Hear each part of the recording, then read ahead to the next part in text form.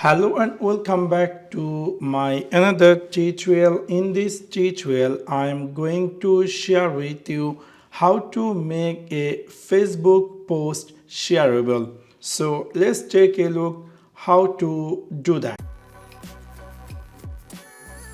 Maybe somehow or some cases you want to post something in Facebook and also you want to let that post enable shareable. For example, you want to let that picture, video or status can see over the internet everyone, even they are not in your friend list or etc. So in order to do that, let me open my Facebook application and after that let me try a new post. So I'm going to choose here, for example, I would like to post this picture and I want to make this shareable. So anyone over the internet or anyone in the Facebook, they can see this picture even they are not in my friend list, and anyone can even share this post over the internet. So for that, what you have to do, you need to click this public option and choose this. Obviously, if you want to make your picture, video or status to shareable, you need to obviously choose the public one,